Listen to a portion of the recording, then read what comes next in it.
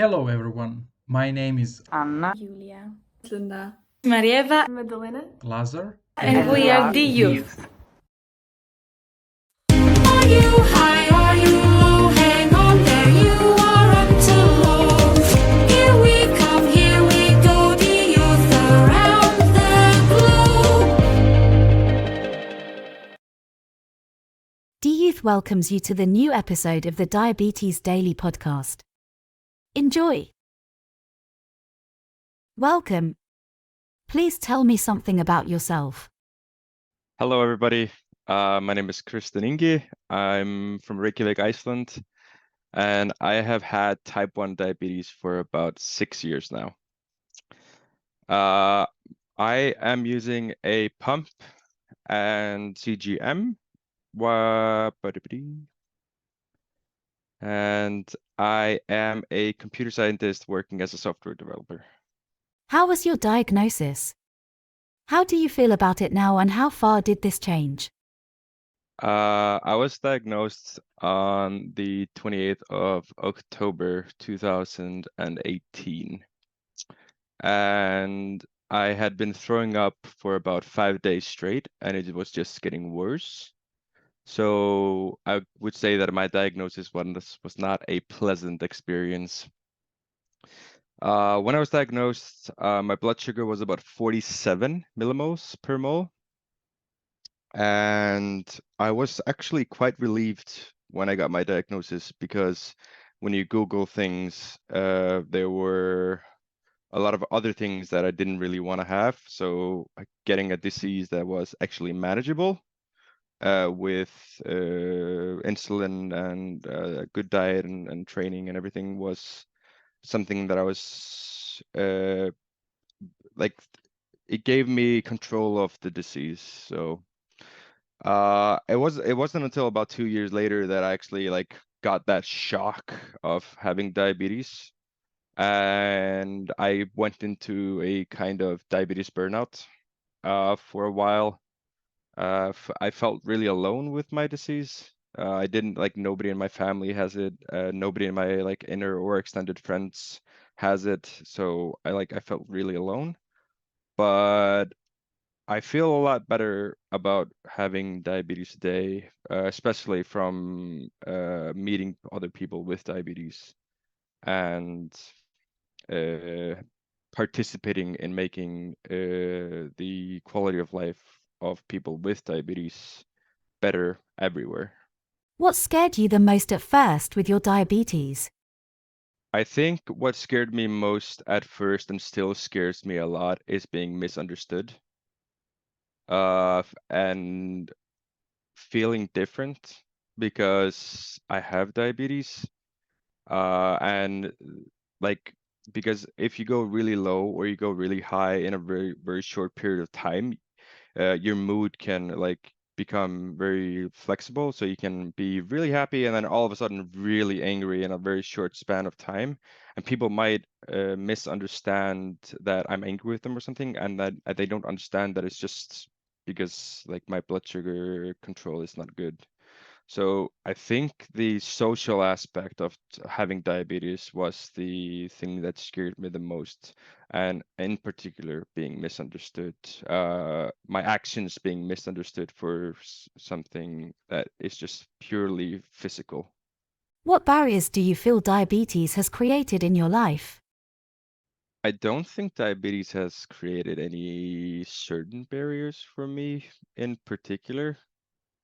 I the best reference that I've ever heard for having diabetes is life is a marathon, and then all of a sudden somebody comes and gives you 40 extra kilos and tells you to keep going.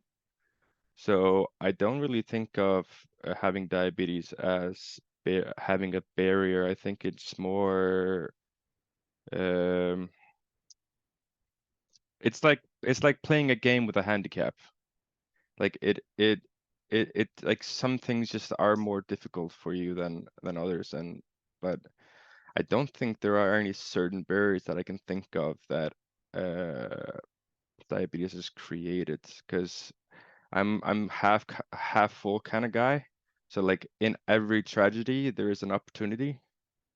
So for example, as a very good example of that, if I didn't get diabetes, I would never have gone to Bulgaria for IDF leadership camp and met all of the wonderful people there.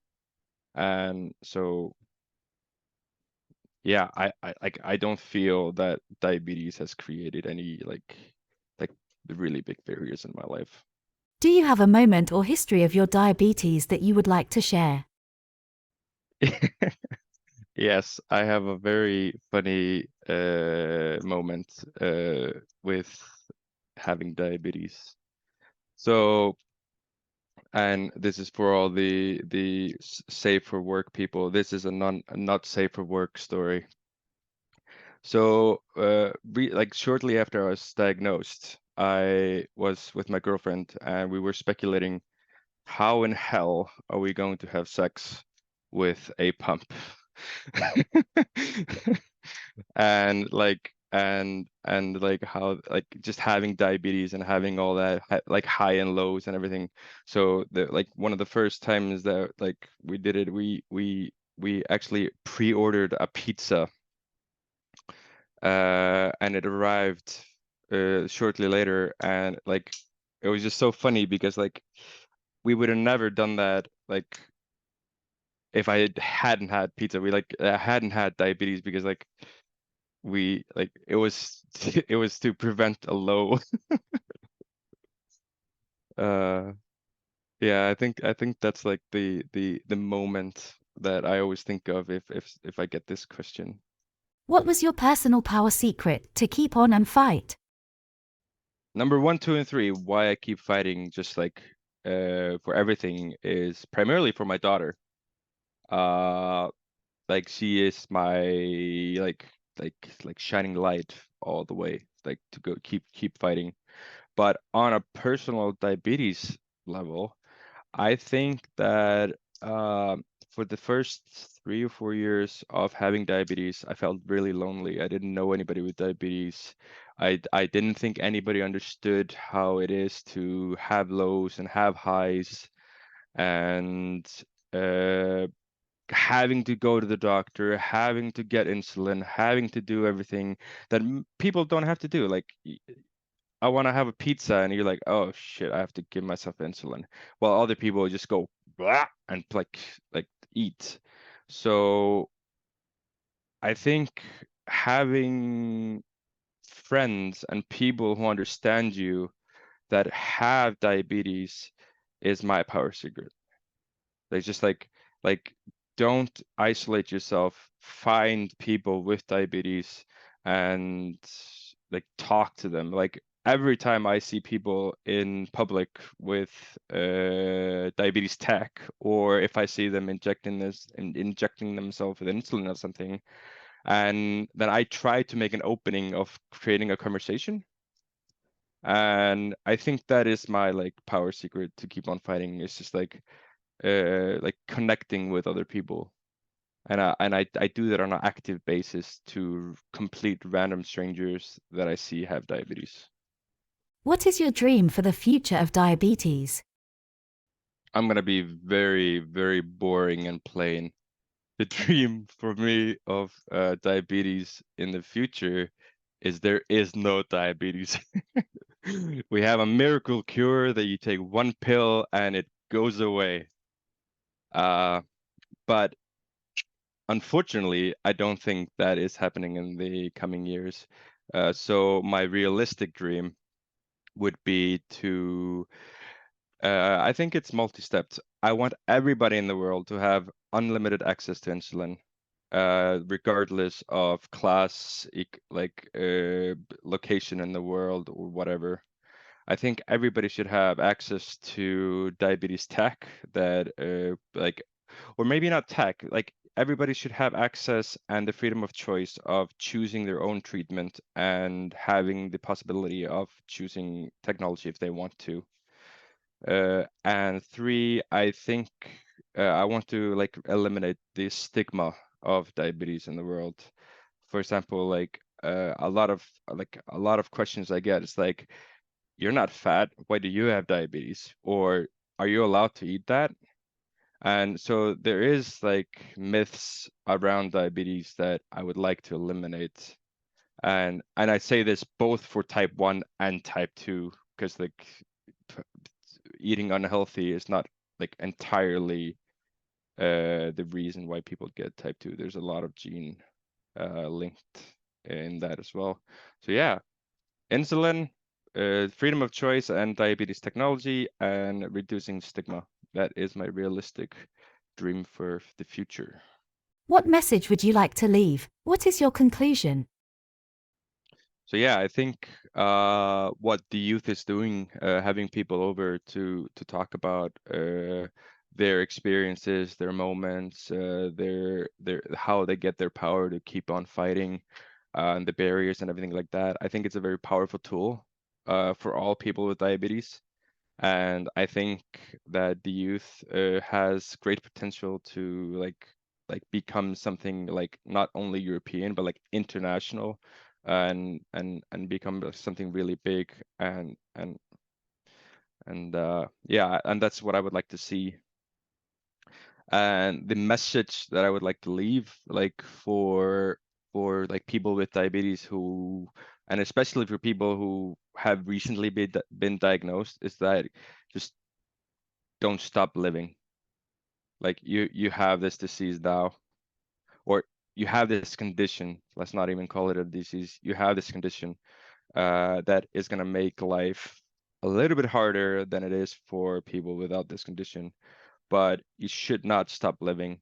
Like if you want that ice cream, like go ahead, eat that ice cream, and like just take enough insulin and exercise, and like you can eat whatever you want, you can do whatever you want within like the limits of the law, and like don't think of diabetes as something that is gonna like hold you back.